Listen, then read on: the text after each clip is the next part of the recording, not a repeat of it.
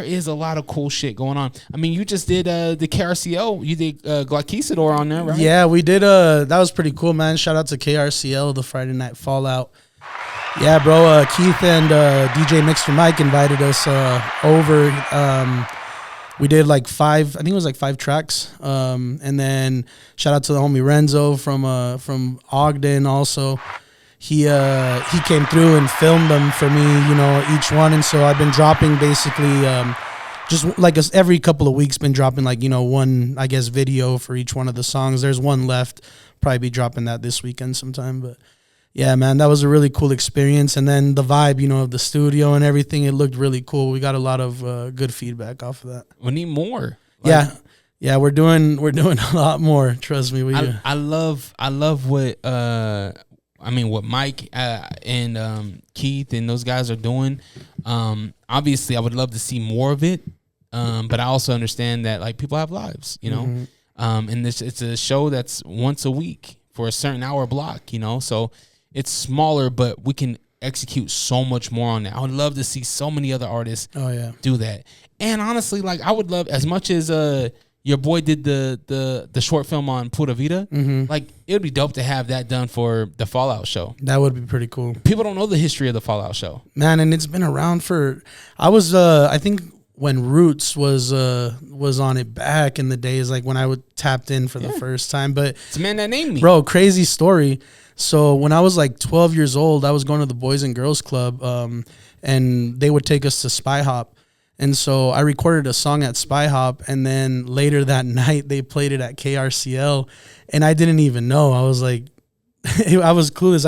I never heard it, on the radio or anything like that. So how'd you know? Well, they ended up telling me. So the homie Walt, the one that took us, he was like, man, they played your song last night on the radio, but it was like for the Friday Night Fallout, so it was super late. I was like, I didn't pay attention to it, but I was asking Keith about it, and he's like, we probably have that in the archives somewhere. That'd be dope if you could find it. Yeah, and that'd be super cool. Damn, it makes me want to be like, yo, let's go back to the archives. Cause I mean, I got my start there too with Knuckles. I don't know if you remember Knuckles. Yeah, Knuckles. That's where I got my start. And then right after Knuckles, Roots went up there. And, Roots, Rawka, Che Rawka, and then they named me Dre Rawka. And a lot of people don't know how many local artists had their first radio play was at KRCL. Yeah, man. Specifically the Fallout show. They've given so many opportunities, and then, to me, to the camp, anytime that we ask them, like, can we come on, promote something, they never hesitate. They're always really cool with us. And that the whole station, in general, like I like listening to that. They put me on to so much different music. It's not the same regular shit, that you have to, they play back and forth, but, there's always something new on there. I really like that station, man. Yeah, I agree 100%. Capitalize on the internet, though. I think you guys are doing it great with putting out the little clips of your sessions.